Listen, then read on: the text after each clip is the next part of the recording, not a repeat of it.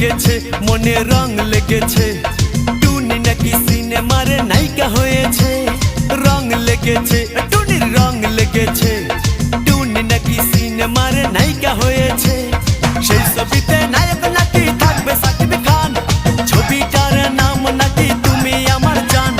টুনির জ্বালায় এবার আমার যাবে রে প্রাণ, যাবে রে প্রাণ। রং লেগেছে, মনে রং লেগেছে।